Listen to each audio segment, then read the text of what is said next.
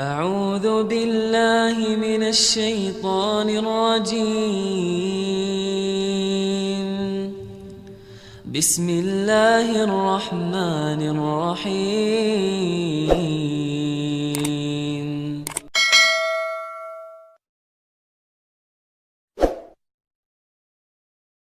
أنزلنا النبي قبله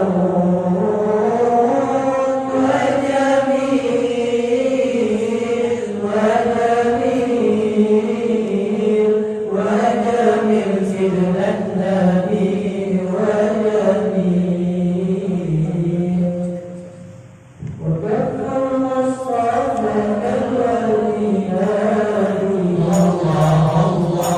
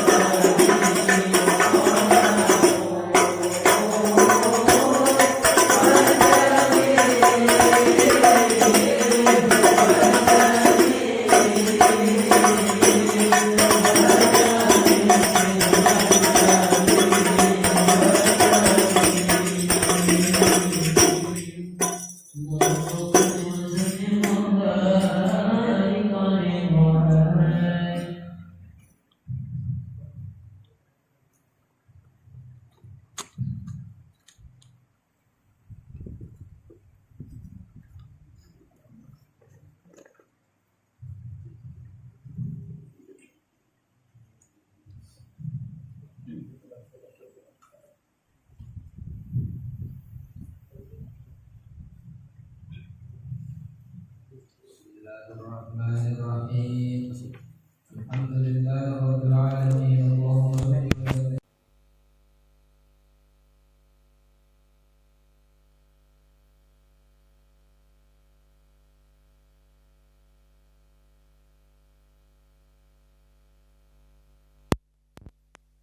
بسيدي وحبيبي محمد صلى الله عليه وسلم أن يجعل سعي فيه مشكورا وفعلي فيه محمودا وأن يكتب عملي بالأعمال المقبولة وتوجهي بالتوجهات الخالصة والصلات الموصولة.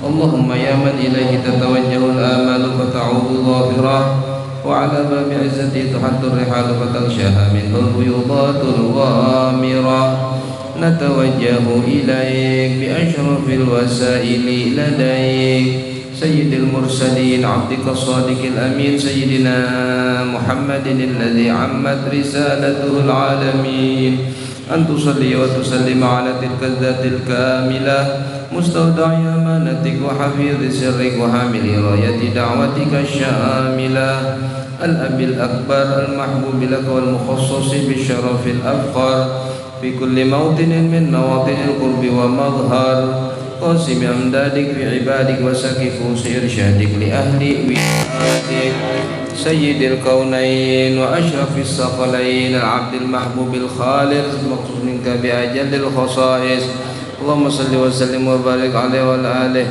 تربي من أحبابه إليك وإلى هذا الحبيب غاية آمالنا وتتقبل منا ما تحركنا به من نياتنا وأعمالنا الحاضرين وفي طريق اتباعه من السالكين ولحقك وحقه من المؤدين ولأهلك من الحافظين اللهم إنا لنطمع برحمتك الخاصة فلا تحرمنا وذنونا جميلة هي وسيلتنا إليك فلا تخيبنا آمنا بك وبرسولك وما جاء به من الدين وتوجهنا به إليك مستشفعين أن تقابل المذنب منا بالغفران أن تقابل المذنب منا بالغفران أن تقابل المذنب منا بالغفران والمسيء بالإحسان والسائل بما سأل والمؤمل بما أمل وأن تجعلنا ممن نصر هذا الحبيب ووزره وولاه وظهره وعم ببركته وشريف وجهته أولادنا ووالدينا وأهل قطرنا ووادينا وجميع المسلمين والمسلمات والمؤمنين والمؤمنات في جميع الجهات وأدم راية الدين القويم في جميع الأقطار منشورا ومعلم الإسلام والإيمان بأهلها معمورا معنى وسورا واكشف اللهم كربة المكروبين وقضي دين المدينين واغفر للمذنبين وتقبل توبة التائبين وانشر رحمتك على عبادك المؤمنين أجمعين واكف شر المعتدين والظالمين وابسط العدل بولاة الحق في جميع النواحي والأقطار وأيدهم بتأييد من عندك ونصر على المعاندين من المنافقين والكفار واجعلنا يا ربي في الحسن الحصين من جميع البلايا واجعلنا يا ربي في الحسن الحصين من جميع البلايا واجعلنا يا ربي يا الله في الحسن الحصين من جميع البلايا وفي الحسن المكين من الذنوب والخطايا وأدمنا في العمل بطاعتك وصدق في خدمتك قائمين وإذا توفيتنا فتوفنا مسلمين مؤمنين واختم لنا منك بخير أجمعين وصل وسلم على هذا الحبيب المحبوب بالأجسام والأرواح والقلوب وعلى آله وصحبه ومن إليه منسوب وآخر دعوانا أن الحمد لله رب العالمين سبحان ربك رب العزة عما يصفون وسلام على المرسلين والحمد لله رب العالمين الفاتحة الحمد لله رب العالمين الرحمن الرحيم إياك نعبد ونستعين silakan. Ayo. Kita ngaji dulu semakin nggih.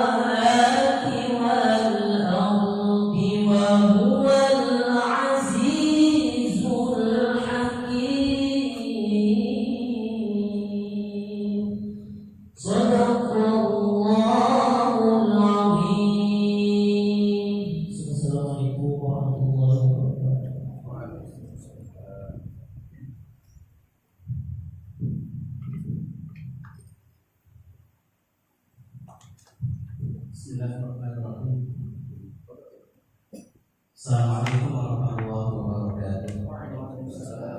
Alhamdulillah. Wassalamu ala Rasulillah wa ala alihi wa sahbihi wa man wala ma ba'du. Yang dimuliakan Ustaz Guru yang berhadir di tempat kita di malam yang berbahagia ini. Ulun kira-kira tidak terlalu panjang dalam kesempatan ini.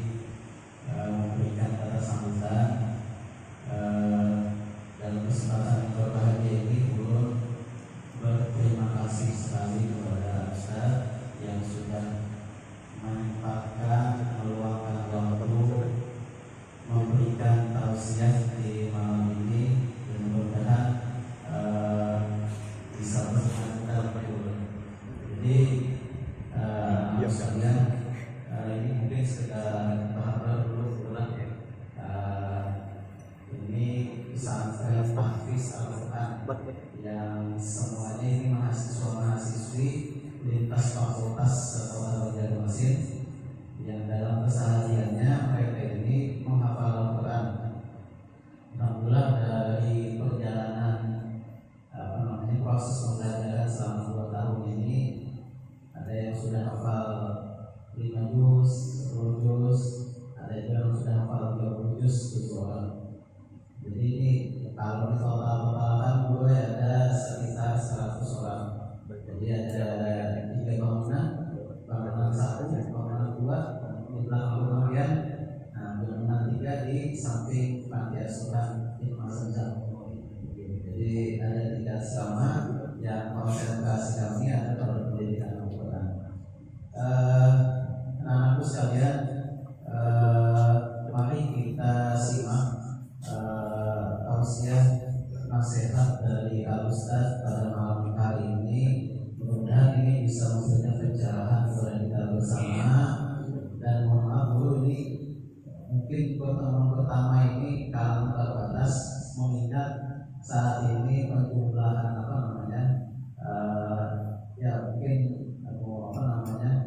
menjaga batasan jumlah sementara ini karena memang kita masih menjaga social distancing, kemudian kesehatan, karena memang saat ini masih kita mau di tempat-tempat. Mungkin itu kira-kira sambutan singkat dulu. Nanti kalau ada sesi tanya jawab yang berlatar ataupun atau akhwat yang di samping, nanti silakan nanti di chat atau serahkan saja tulisannya ke tim Ustaz nanti. Demikian sambutan dulu. Mohon maaf dulu kalau ada salah-salah. Dan Allah yang mengenai. Assalamualaikum warahmatullahi wabarakatuh. Waalaikumsalam.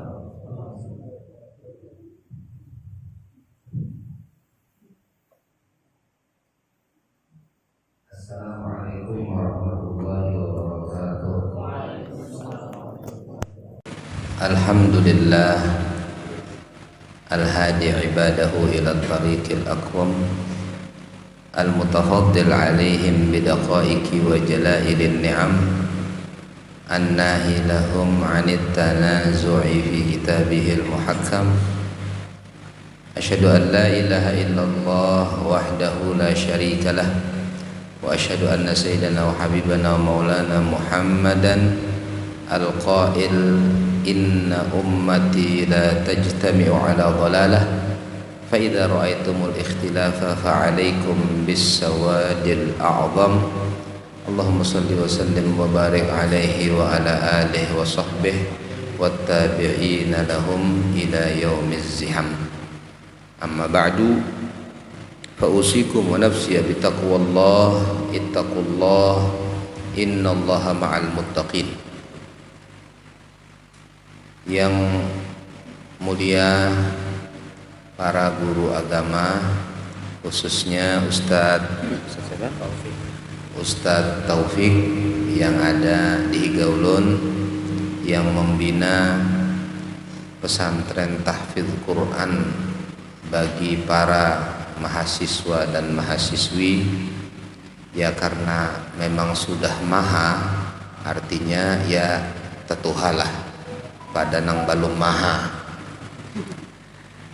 Maha guru artinya guru nang paling tua, mahasiswa siswa yang paling tua itu. Maha kuasa yang paling kuasa. Kemudian para guru-guru yang lain, ini adalah suatu upaya yang sangat menggembirakan hati Nabi kita Muhammad sallallahu alaihi wasallam. Sabda Nabi, khairukum man ta'allamal Qur'an wa 'allamah. Sebaik-baik kalian adalah yang belajar Al-Qur'an dan mengajarkan Al-Qur'an. Alhamdulillah, segala puji hanya untuk Allah Subhanahu wa taala atas semua jamalihi wa kamalih. Kemudian salawat dan salam hanya kita haturkan kepada junjungan kita Nabi besar Nabi Muhammad sallallahu alaihi wasallam, keluarga beliau, sahabat beliau, para tabi'in ila yaumil qiyamah. Sesuatu yang paling menggembirakan dan memang antik adalah tatkala pesantren ini spesialisasi menerima santri dari kalangan mahasiswa dan mahasiswi. Menggembirakan tapi antik. Barang antik itu biasanya larang, dan orang semuanya pada suka mencari-cari yang antik-antik. Kita semua sebagai umat Nabi Muhammad mempunyai kewajiban untuk belajar ilmu yang diwariskan oleh Nabi Muhammad SAW, yaitu ilmu agama Islam. Ya, perinciannya itu nang fardu ain dahulu, kemudian fardu kifayah, kemudian sunnah. Dan umbah kena bisa, kita pun mempunyai kewajiban untuk mengajarkannya. Dan kewajiban seperti itu adalah tugas setiap personil umat Nabi Muhammad SAW. Jadi tugas kita berataan.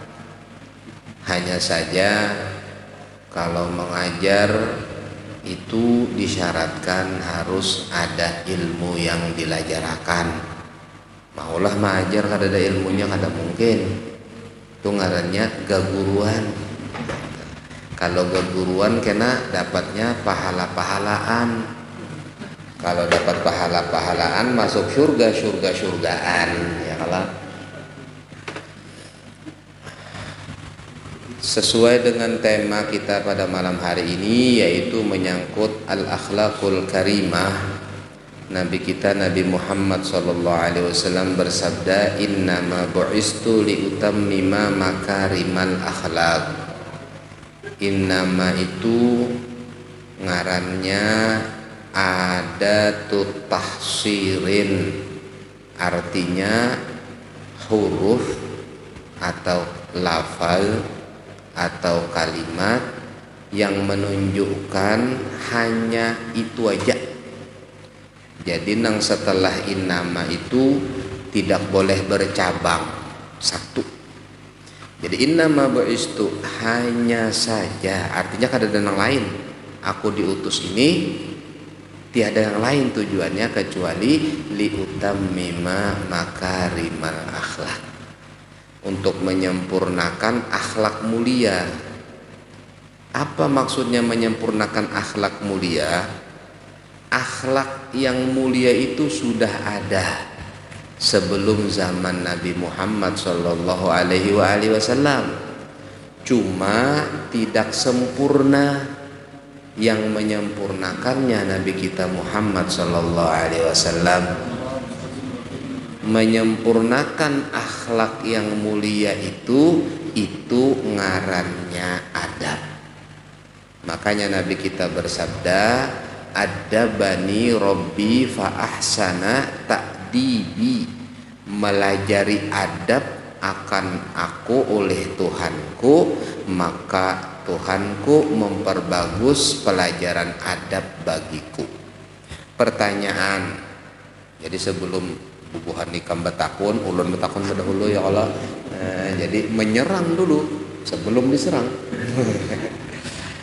Ada pertanyaan loh, apa bedanya akhlak lawan adab? Bedakah akhlak dengan adab? Kemudian apakah bedanya? Kemudian apa contohnya? Ya kalau? Nah, jadi dijawab. Ulun seorang yang jawab dulu. Mun nyata salah ampun maaf, bila nyata salah bujurakan, mun kurang tambahi, mun labihan kurangi. Nah, itu. Karena kan mahasiswa, kita dengan mahasiswa ini harus saling bermusyawarah, bukan ajar mengajar, tapi saling tukar informasi. Karena apa? Saya kan tidak pernah jadi mahasiswa, jadi saya ingin tahu rasanya jadi mahasiswa. Jadi nanti saya akan bertanya, kira-kira apa sih pengalaman Anda sebagai mahasiswa? Nah, kan gitu. Mun wahini ulun jadi mahasiswa bukahan orang. Ya. Akhlak itu adalah kaidah-kaidah mulia yang Allah letakkan di dalam ilmunya Nabi Adam alaihissalam yang kemudian diajarkan kepada anak cucu Sidin. Akhlak itu baku. Akhlak itu adalah aturan-aturan yang jelas. Apabila 1 tambah 1 sama dengan 2, akhlak juga kayak itu. Apa saja contoh akhlak? Nanti baru kita ketemu apa kira-kira bedanya dengan adab. Contoh akhlak, jujur. Lawannya dusta. Contoh akhlak, setia. Lawannya tidak setia. Nah kan mikirnya macam-macam sudah. Kalau sudah masalah setia dan tidak setia, maklum mahasiswa dan mahasiswi. Ya. Nah ini contoh. Tapi terkadang kesetiaan wajib dilepas. Biar aja kada setia, tapi itu orang bujur. Terkadang jujur wajib untuk kita tinggalkan. Jadi berdusta, tapi ternyata berdusta itu orang bujur. Ini adab. Jadi adab ini adalah cara mengamalkan akhlak. Nah, adab ini kada mungkin kita dapatkan kecuali dengan berguru langsung, melihat apa nang digawi sang guru dari gurunya, dari gurunya, dari gurunya, dari Nabi Muhammad SAW. Contohnya, tatkala ada seseorang yang minta perlindungan, lindungi aku ini dikejar-kejar orang, aku hendak bersembunyi di situ, jangan dipadahkanlah aku bersembunyi di situ. Lalu ada orang mencari, adakah melihat orang kayak ini? Kadada. Bedustakah? Jujurkah? Berdusta, tapi justru bujur. Ini adab. Adab itu berhubungan dengan situasi dan kondisi yang terjadi saat itu. Kepekaan seseorang untuk bisa melaksanakan adab sangat diperlukan, dan ini sama dengan sebuah kebijaksanaan, kemudian dan lain-lain. Itu yang disebut dengan hikmah. Allah berfirman dalam Al-Quran, wa may yu'tal hikmata faqad utiya khairan katsira. Barang siapa yang diberi hikmah, bijak, berarti dia mendapat kebaikan yang besar. Nah, bijak ini kadang-kadang bisa aja kada berakhlak, tapi justru itu nang bagus. Nah, walaupun kebanyakan daripada bijak itu tetap dalam ruang lingkup akhlak. Oleh karena itu, Nabi kita Muhammad SAW menyebutkan liutammima makarimal akhlak. Aku ini diutus untuk menyempurnakan akhlak nang sudah mulia. Bangsa jahiliyah itu sebelum Nabi datang, sebelum Islam datang, mereka suka menghormati dan menyambut tamu. Buktinya ada seseorang di zaman Bahari sebelum zaman Nabi, namanya Hatim At-Ta'i. Hatim At-Ta'i ini terkenal sangat dermawan dan dia tidak pernah menolak apa yang diinginkan tamunya, walaupun dia harus menjual dirinya untuk dijadikan budak demi menghormati tamunya.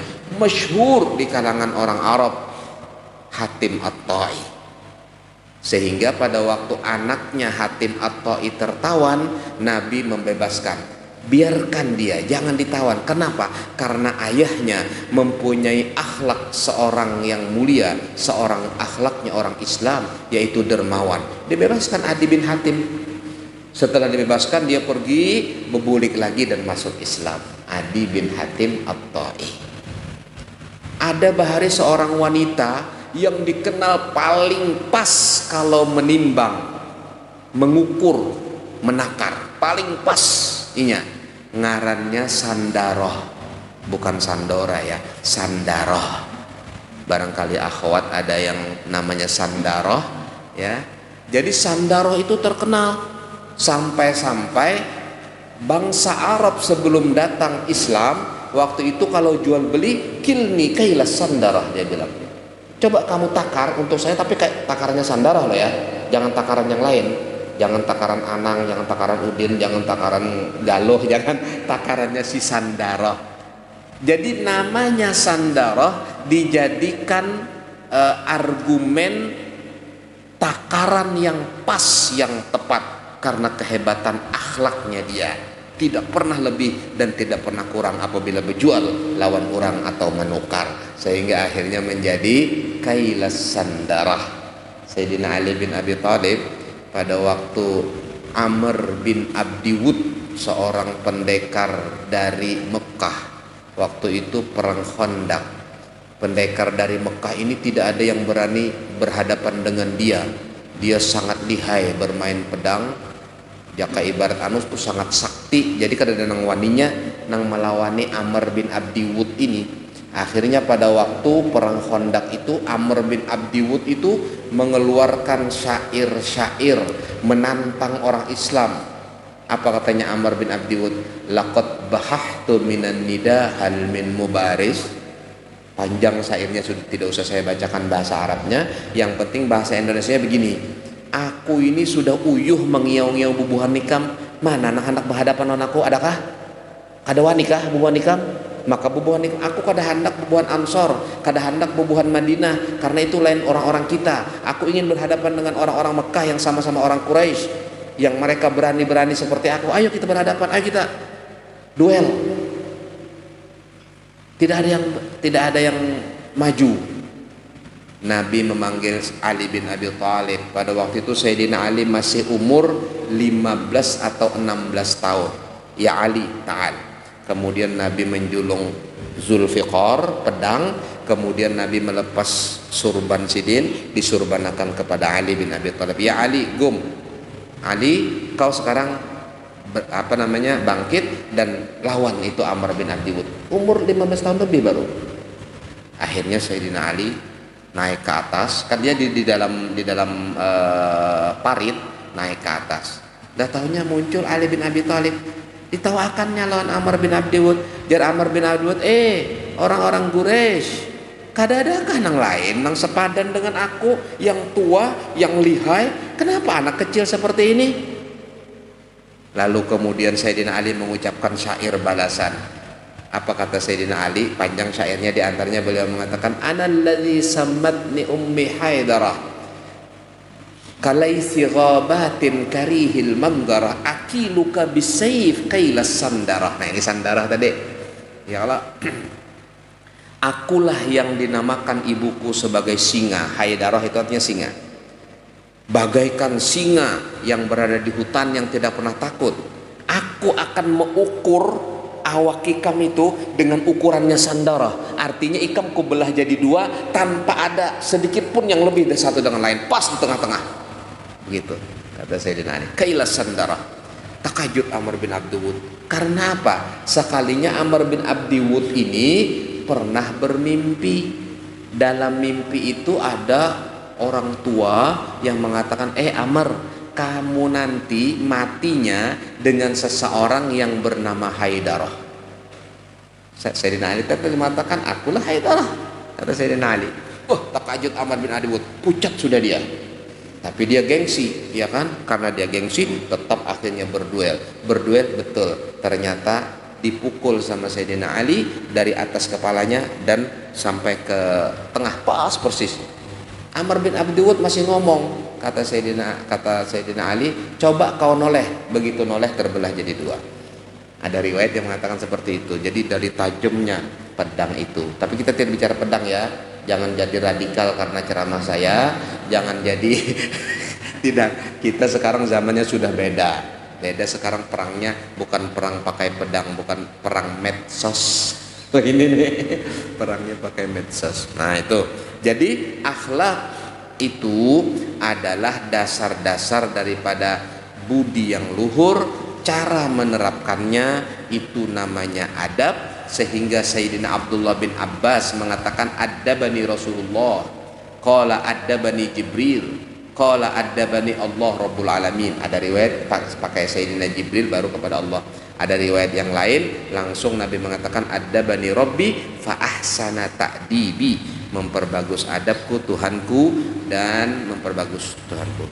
Contoh adab pulang ya Allah yang tidak ada dibahas di kitab, seperti misalnya, nah ini perlu kecerdasan caranya kita memberlakukan. Seumpama menyurung banyu lawan orang ya, kalau menyurung banyu lawan orang di sini tidak ada contohnya. Gelas yang ada gelas yang ada tangkainya kan, ada cangkir yang ada tangkainya. Jadi termasuk yang kita diajari guru-guru kita tuh kalau menyurung banyu lawan orang itu kayak ini, jangan tangkainya diingkuti, apa orang mengambil mun tangkainya diingkuti bedahulu orang kepanasan. Nah ini adab. Jadi sampai sedetil itu sang guru mengajarkan kepada murid-muridnya adab. Nggak ada di kitab, tidak ada pembahasannya. Jadi kalau misalnya anak menjulung tuh, nah kayak ini nah. Jadi anunya tangkainya itu julung, ada orangnya. Nah, jadi orangnya itu ambil aja lagi tangkai. Ada ini tangkainya diikuti dijulung kayak ini, bingung nang nerimanya, apa caranya maka panas. Akhirnya terbalik karena ini detil adab ya. Itu makna daripada adab yang bersumber daripada al-akhlaqul karimah. Alhamdulillah kita bersyukur kepada Allah Subhanahu wa taala, semangat mahasiswa kita, mahasiswa-mahasiswi kita untuk mengadakan acara-acara seperti ini mudah-mudahan diberkahi oleh Allah, mudah-mudahan ilmu yang disampaikan manfaat bagi saya, bagi hadirin dan hadirat sekalian. Yang jelas akhlak itu adalah tulang punggung kita hidup di dunia sehingga meraih kesuksesan di akhirat. Guru saya mengatakan kalau ilmumu itu 1 kilo, akhlakmu paling sedikit 10 kilo. Atau kalau kamu bikin makanan, maka tepungnya 1 kilo, itu uyahnya setengah sendok aja, jangan banyak. Sebenarnya mun banyak uyahnya masin. Ilmu kamu itu seperti uyah, sedangkan tepungnya adalah akhlak dan adab. Ilmu apabila dibungkus dengan akhlak dan adab akan berkembang, akan bertambah, akan nanti ada masanya ilmu itu didapatkan pakai intuisi, ilham. Pakai ilham itu ada saatnya nanti. Nah kalau sudah sampai ke situ namanya ilmu ladunni, ilmu yang langsung dari Allah Rabbul Alamin. Dalil wa 'allamnahu min ladunna ilma, dan kami ajarkan kepada dia Nabi Khidir. Ada yang bilang bukan nabi tapi wali, bukan nabi. Dari sisi kami ilmu, ilmunya memang antik, ilmunya modelnya lebih tinggi daripada ilmunya Nabi Musa, tapi tidak. Ternyata ilmunya Nabi Musa jauh lebih tinggi dan beliau adalah nabi dan rasul. Sedangkan Khidir itu adalah, ada yang bilang nabi, ada yang bilang dia wali. Makanya disebutkan dalam Al-Quran abdan min ibadina atainahu rahmatan min indina wa 'allamnahu min ladunna ilma. Jadi hanya hamba daripada hamba-hamba kami, kata Allah Subhanahu wa taala.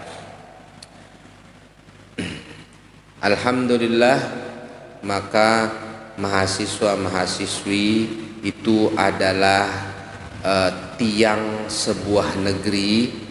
Apabila kita masuk ke sebuah negara, yang paling menonjol yang akan ditampilkan adalah universitasnya, seperti Mesir dengan Al-Azharnya.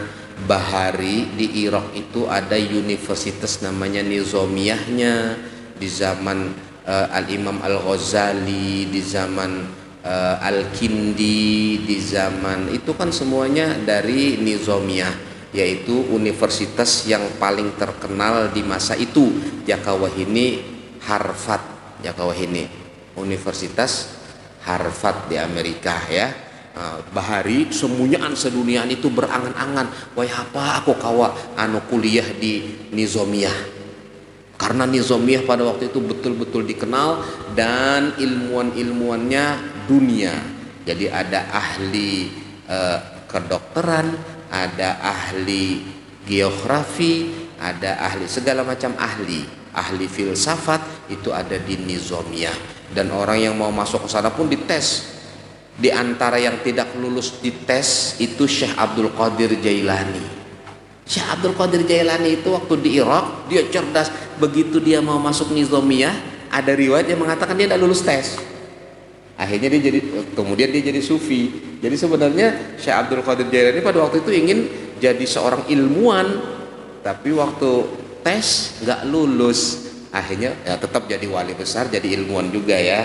Karena Syekh Abdul Qadir Jailani itu kan seorang yang sangat alim, belajar, kemudian akhirnya menjadi rujukan, umur 51 baru menikah.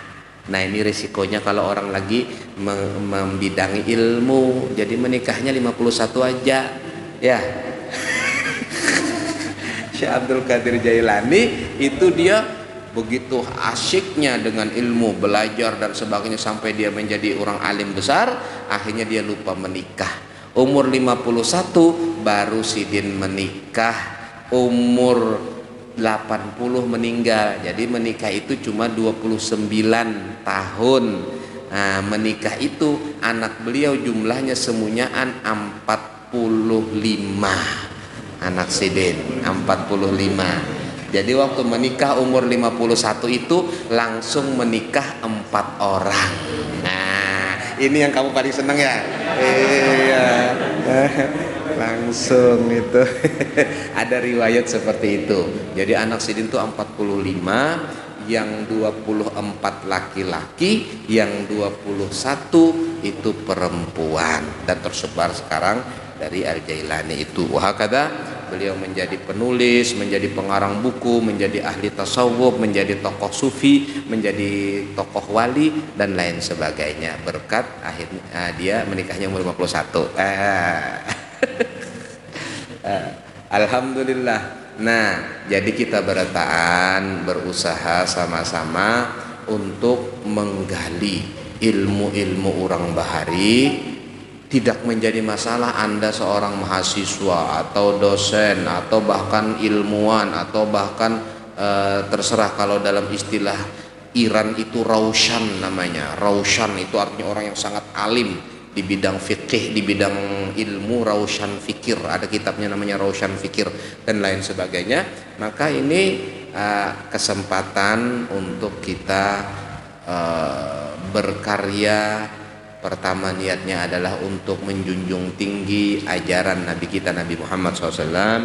Yang kedua adalah untuk sumbangsi kita kepada keilmuan Islam yang sekarang ini bisa dikatakan lagi setengah tidur. Kalau dulu semuanya orang itu merujuk kepada orang Islam, makanya ilmuwan-ilmuwan dunia itu adalah orang-orang Islam. Ibn Rushdnya, kemudian Ibn Batutanya, Ibn Khaldunnya, Al-Kindinya, Ibnu Tufelnya, Ibnu Bajjahnya, kemudian Syahrawirdinya, kemudian banyak sekali ilmuwan-ilmuwan orang Islam. Dan rata-rata mereka dulu itu mahasiswa, dulunya mahasiswa. Al-Ghazali seorang mahasiswa, bahkan beliau seorang PNS, dia dosen dan dia bekerja untuk kerajaan. Tapi kemudian dengan kedahsyatan ilmunya, akhirnya dia mengambil jalan kholwat 6 tahun. Setelah bulik dari kholwat 6 tahun, maka disitulah dia mencetuskan sufinya atau tasawufnya. Padahal dia seorang ilmuwan, seorang dosen, seorang mahasiswa. Kemudian Ibnu Tufel juga kayak gitu, ini mahasiswa. Jadi mahasiswa-mahasiswa ini adalah harapan besar untuk betul-betul menjadi ilmuwan di kemudian hari yang bermanfaat zahiran wa batinan. Amin ya rabbal alamin. Nah itu sedikit apa yang bisa saya sampaikan untuk membuka wawasan kita, mudah-mudahan bermanfaat. Nanti kan ada sesi tanya jawabnya, artinya pian bertanya ulun menjawab kalau bisa, kalau ndak bisa ya Mbah Google yang jawabnya nanti ya Allah. Wallahu a'lam bishawab, wal afu minkum. Terima kasih banyak bertaan. Salam kenal semuanya. Wal afu minkum. Assalamualaikum warahmatullahi wabarakatuh.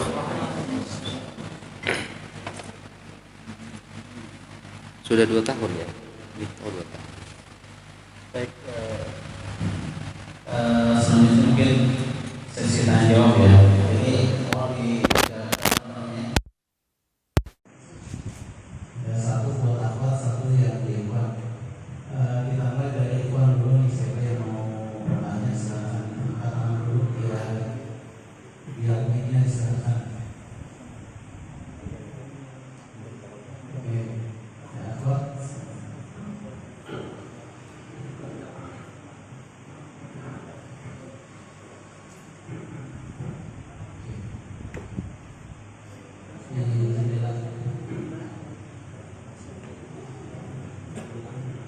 Baik, biar cepat ada yang F1 dulu, silakan. Baik, Ustaz Budi, silakan Ustaz Budi. Betul, Ustaz. Selanjutnya setelah ini aku mohon disiapkan ya, biar cepat.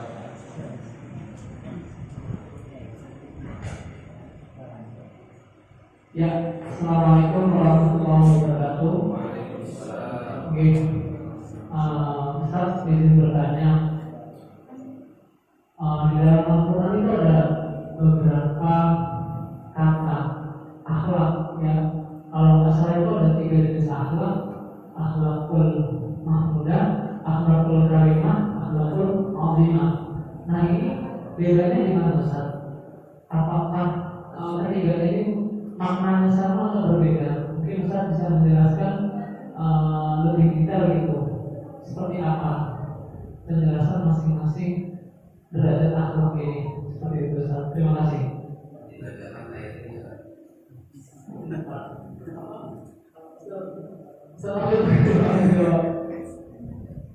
Baik, nanti sudah memahami ya, kalau namanya pertanyaannya seperti Ustaz Budi ini alumni dari ini ya, dari ITB ya, IPB ya, IPB Bandung Bogor.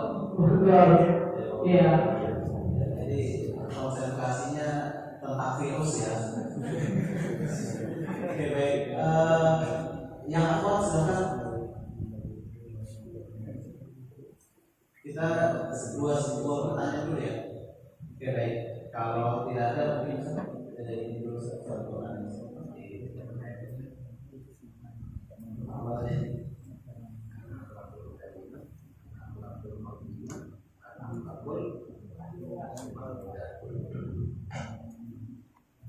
Ada yang tahu ayat ini?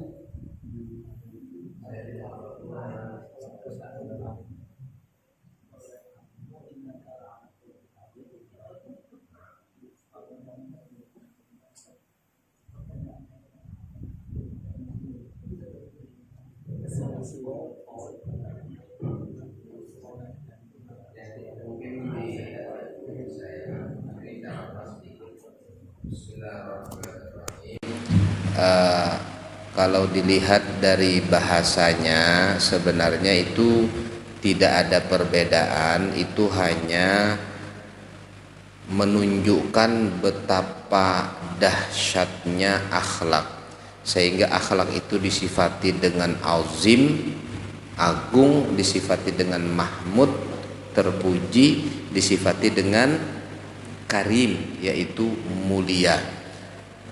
Makin banyak sifat-sifat itu menunjukkan makin hebatnya yang disifati.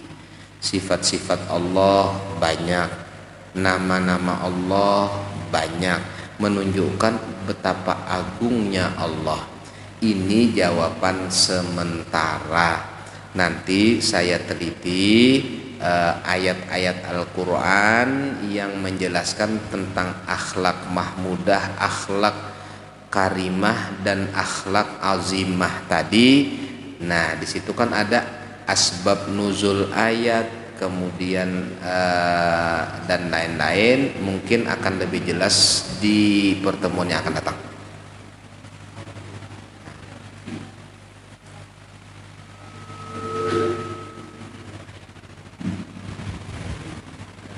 Bisa, terima kasih. Tadi suratnya di malam ayat 4 wa innaka la'ala mungkin Azim. Terima kasih Ustaz. Ya, terima kasih.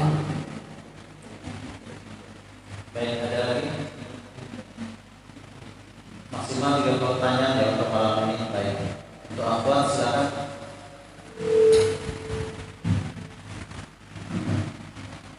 Bismillahirrahmanirrahim. Assalamualaikum warahmatullahi wabarakatuh. Waalaikumsalam warahmatullahi wabarakatuh. Semoga dirahmati Allah. Begini ya Ustaz, sebagai seorang mahasiswa dan mahasiswi, tentu role lingkupnya itu tidak bisa dibedakan gitu Ustaz. Bagaimana seharusnya kami sebagai seorang mahasiswi dalam bergaul dengan lawan jenis ketika mungkin di dalam ruangan kelas, batasan-batasan itu seperti apa Ustaz yang sebaiknya? Terima kasih. Assalamualaikum warahmatullahi wabarakatuh. Salam. Langsung dijawab. Maksudnya ukhti tadi itu tidak bisa dipisahkan. Kalau dibedakan ya tetap berbeda ya kan. Tapi maksudnya mungkin tidak bisa dipisah karena dalam ruang kelas itu mereka bercampur, kemudian dalam interaksi pun juga demikian. Dalam agama Islam itu tidak mewajibkan untuk dipisah, hanya saja masing-masing melakukan sesuai fungsi dan sebagai apakah dia. Kalau dia sebagai seorang muslimah, maka dia berakhlak dengan akhlak muslimah. Kalau seorang muslim, maka dia berakhlak dengan akhlak muslim. Tentunya ada sebahagian tata cara yang sama, sebahagian tata cara yang berbeda. Cara berbusana itu berbeda karena auratnya perempuan tidak sama dengan auratnya laki-laki. Kemudian yang sama adalah memandang dan dipandang. Tidak ada alasan memandang, tidak ada alasan dipandang kalau ternyata tidak ada kepentingan yang memang perlu. Kalau kepentingan itu perlu, diperbolehkan. Berinteraksi misalnya saling berhadapan pun diperbolehkan kalau memang perlu. Contoh perlunya itu seperti jual beli, dalam yang pembelinya itu adalah perempuan, yang menjual adalah laki-laki atau sebaliknya, mau tidak mau harus berhadap-hadapan karena mereka berdua punya kepentingan untuk mengetahui barang apa yang dijual dan mengetahui duitnya asli apa kada waktu membayar, istilahnya kan gitu. Nah, sehingga perlu untuk berhadap-hadapan. Tatkala keperluan-keperluan darurat itu berlaku atau terjadi, silahkan, tidak dibatasi.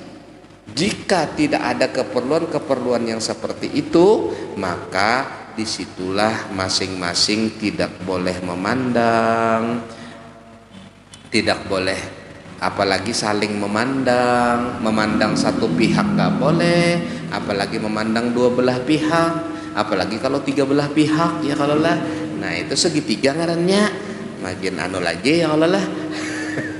Jadi jelas dalam Al-Quran menceritakan bahwasanya gullil mu'minina yaghuddu min absarihim. Katakan kepada orang mukmin laki-laki, pejamkan mata. Sebatas mana memejamkan mata? Di saat-saat yang memang tidak perlu untuk memandang wanita, tapi di saat perlu ya silahkan, tidak apa-apa. Tentunya dengan pandangan sekedar apa keperluan, bukan dengan pandangan yang ya biasanya kan kamu bisa membedakan mana pandangan apa ya dan pandangan yang ya kan gitu. Jadi pandangannya itu harus pandangan yang memang berurusan, bukan pandangan jelalatan, bukan pandangan apalagi pandangan mesum dan lain sebagainya ya kalau lah. Nah itu tatkala kita seperti mahasiswa dan mahasiswi memang ternyata peraturan di universitas itu mereka berkumpul dalam satu kelas, ya sudah, tidak apa-apa, yang penting jangan terlalu dekat. Sedangkan gara-gara virus COVID saja ada sosial apa? Nah, ya kalau apalagi urusan yang ini. Karena urusan yang ini lebih berbahaya. Guru saya mengatakan laki-laki dan perempuan itu bagaikan bensin dan api. Bilanya parak meladum. Nah, itu. Jadi jangan terlalu ketat sehingga menghalangi gerakan atau interaksi yang penting untuk dilakukan, tapi juga jangan longgar sehingga menyebabkan sesuatu yang tidak penting dilakukan. Itu saja. Batasan penting dan tidak penting itu yang tahu adalah diri Anda masing-masing. Ini penting tak nih? Ini kawa aja lewat SMS misalnya. Oh ini tidak bisa lewat SMS, memang harus bertatap muka. Ya udah bertatap muka saja, kan begitu. Karena ada hal-hal yang memang harus seperti itu. Nah, mengajar pun demikian. Seorang ustadz mengajar santri-santri perempuan, kalau memang yang diajarkan ilmunya itu baca kitab, si santriwati itu mendengarkan saja, maka tutup pakai tirai, karena tidak perlu melihat ustadznya. Ustadz tidak perlu melihat santriwatinya.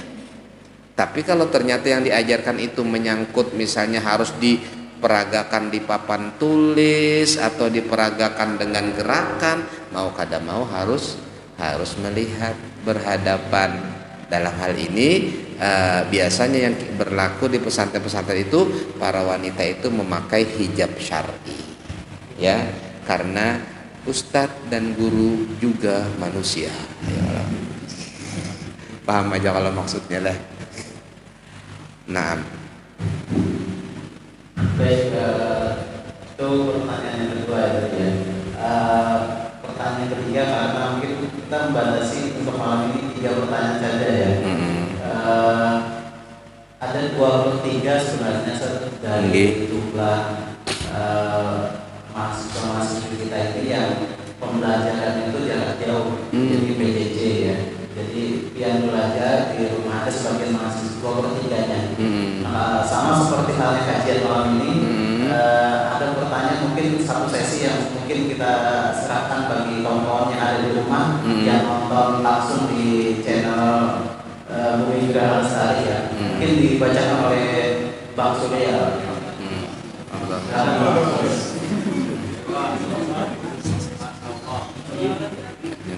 Menyampaikan dari Pak Fauzan Ferdianto mau nanya apakah adab dan akhlak itu kita semua orang walau berbeda agama dan keyakinan atau orang seagama saja, dan juga yang berbeda apakah juga berlaku yang berbeda aliran seperti Syiah dan lain-lain. nah, begitu. Adab dan akhlak itu ada dalam 2 kategori. Ada kategori kemanusiaan namanya insaniyah, ada dalam kategori keagamaan namanya ad-diyanah. Seorang doktor dari Universitas Al-Azhar itu menulis sebuah buku yang baru saja best seller dan diluncurkan. Itu buku itu berjudul Al-Insaniyah Qoblad Diyanah, kemanusiaan sebelum agama. Antik buku itu, tapi ternyata begini pembahasannya. Sebelum kita mengamalkan agama, tidak akan sempurna kalau kita tidak memakai tatanan kemanusiaan. Kemanusiaan kita pakai, kemudian agama kita laksanakan, itulah sebuah kesempurnaan.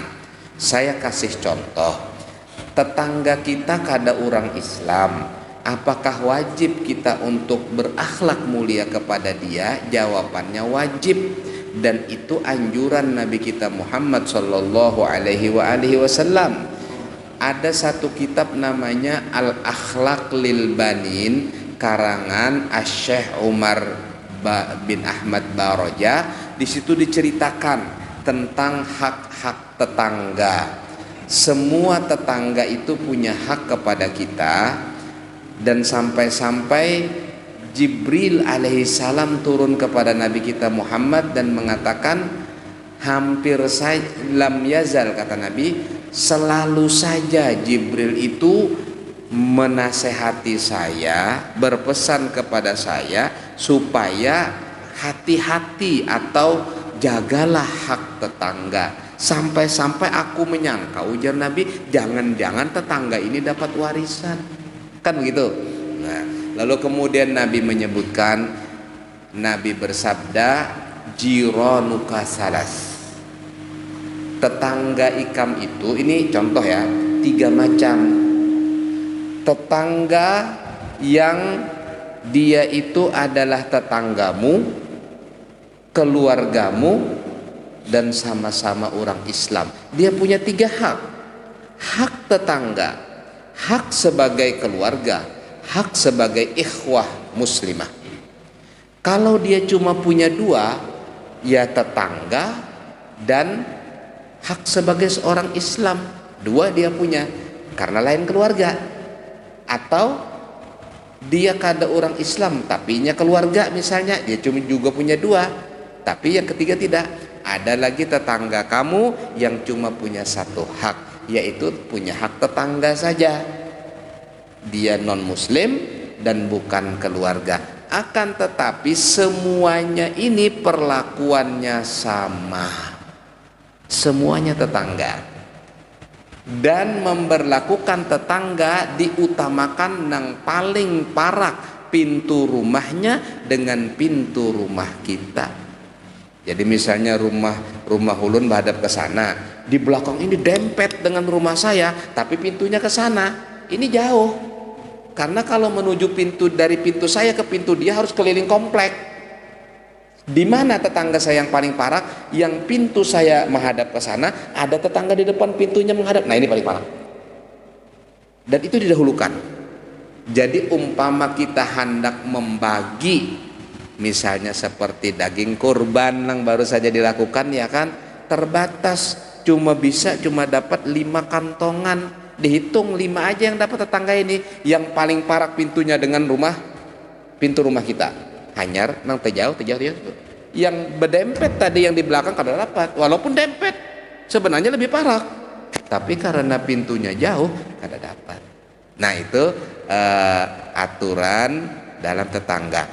Jadi tetangga baik dia muslim atau non muslim tetap mempunyai hak sebagai tetangga, dan wajib bagi kita untuk menjaga kerukunan tetangga atau RT, ya Allah, atau kerukunan warga. Nah, oleh karena itu ada satu orang sufi namanya Al-Imam, saya lupa namanya itu siapa ya, saya lupa.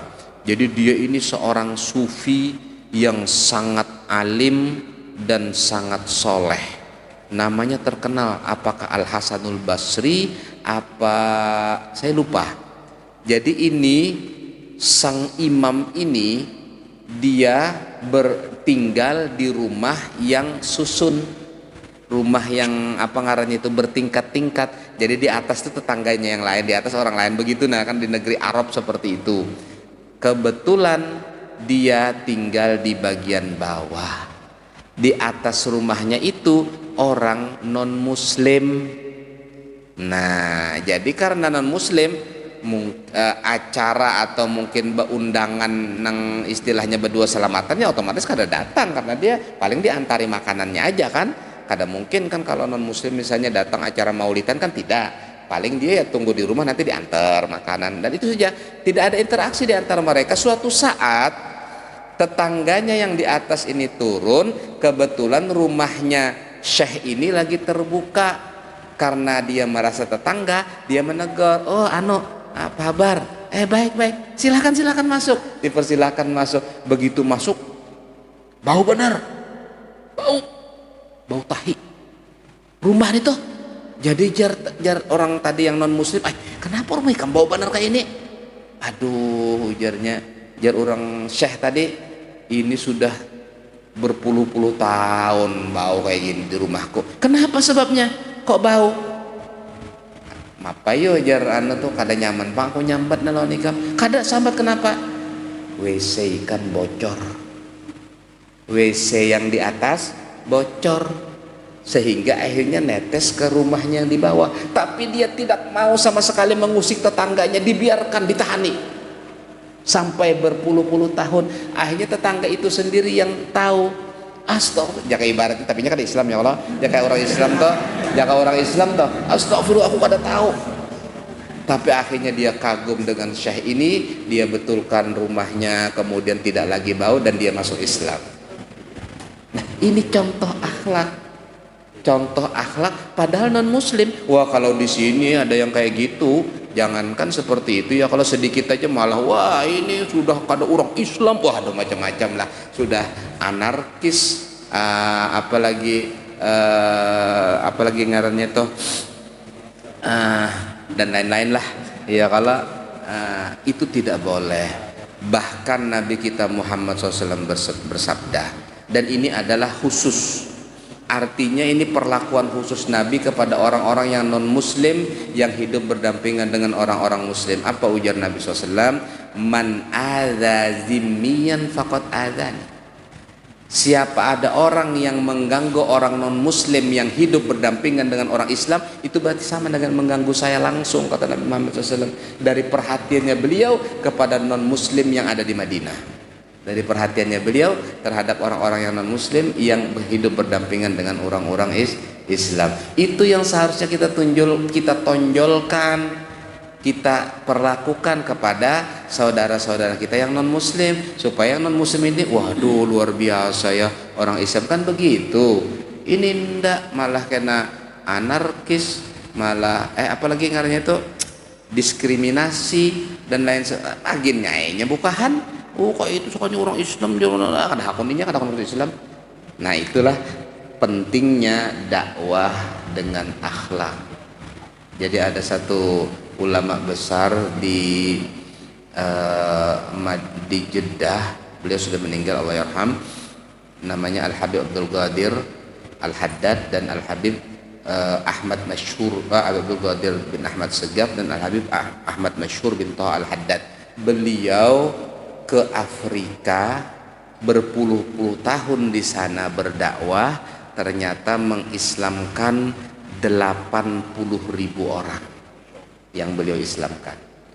Bagaimana caranya? Bukan dengan kekerasan, bukan dengan menceramahi, bukan dengan menggurui. Beliau berjalan, baelang wadah pendeta, bawakan makanan, ayo kita minum kopi sama-sama, ngobrol, besok melimpas betaguran, ngobrol lagi, sampai akhirnya masuk Islam dengan akhlak yang mulia, budi yang luhur, bukan dengan kekerasan. Ada satu keluarga di Yaman namanya bangsa Al-Bild. Dia mendapat surat dari muridnya itu tinggal di Eritrea. Eritrea itu daerah Kenya, daerah Afrika ya. Dia dapat surat dari muridnya, "Guru, ulun ini nah kada kau berdakwah di sini. Masalahnya di sini orang kada denang Islamnya." Oh, dijawab sama gurunya membalas surat.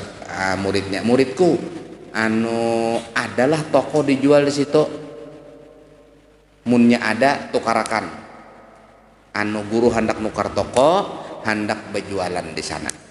Akhirnya dibalas muridnya ada, berangkatlah sang guru, kebetulan mungkin beliau orang yang berada. Akhirnya Sidin berangkat ke sana, kemudian dia beli toko dan dia berjualan gula, teh, kopi, minyak, beras, yang kayak gitu-gitulah, sembako. Nah, jadi ada orang beli gula di Barisidin, kopi sedikit. Kenapa? Jadi ada kopinya. Ikam gula gasan apa? Kan gasan minum kopi. Kalau nah kopinya aku bari hadiah. Ada orang nukar kopi bari gula. Ada orang nukar teh bari gula. Ada orang nukar apa ngarannya baras bari intalo. Ada orang nukar intalo bari minyak goreng. Sekampungan masuk Islam bertahan. Kenapa kamu melakukan gitu loh? Agama saya menyuruh seperti itu. Iya kajar. Bagus banget agama ikam tujar. Akhirnya semuanya masuk Islam. Sekarang menjadi markas Islam di sana, jadi majelis taklim, jadi pesantren yang besar di sana. Dengan semangat. Nah, ini caranya. Dakwah ilallah tapi ikhlas ya, bukan karena ingin dipuji, bukan karena ingin banyak pengikut dan lain sebagainya, tapi karena Allah. Begitu tata caranya orang bahari dalam dakwah ilallah, bukan dengan kekerasan, bukan dengan gelar pasukan, bukan dengan pamer kekuatan dan lain sebagainya. Nah, ini yang penting untuk kita perhatikan, untuk kita sama-sama berjalan dalam rangka berdakwah ilallah subhanahu wa ta'ala. Jadi jawabannya jelas bahwasanya justru dengan orang yang non muslim kita harus lebih tunjukkan akhlak kita. Terima kasih. Nah, alhamdulillah dari sudah panjang lebar kita sudah mendapatkan ilmu pengetahuan yang begitu luar biasa dari guru kita. Mudah-mudahan semua dan apa namanya, tapi saya juga berpesan pada untuk semua ya, terkait dengan apa namanya akhlak itu tadi, bukan hanya kita mendengarkan pesan wasiat dari guru kita, tapi kita amalkan juga ya dalam keseharian kita. Tetangga kita terdekat tapi adalah yang dekat dengan pintu kita. Jadi untuk saat ini mungkin kita nggak di rumah ya, tetapi kita di asrama. Nah, pintu asrama pian yang paling dekat itu ada tetangga pian ya.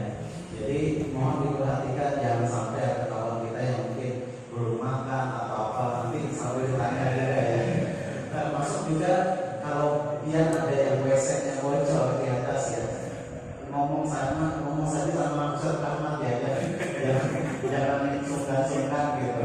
Termasuk yang putri juga ya, yang akhwat mohon bicarakan gitu, jangan ditahan-tahan gitu.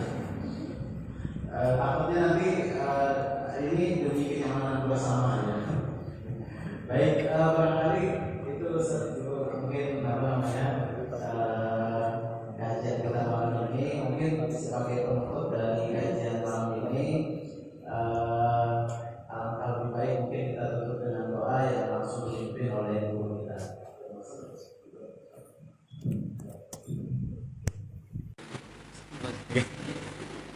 Bismillahirrahmanirrahim. Alhamdulillahirabbil alamin.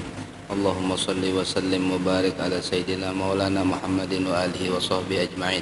Allahumma ij'al jam'ana hadha jam'an marhuma wa tafarruqana min ba'di tafarruqan ma'suma.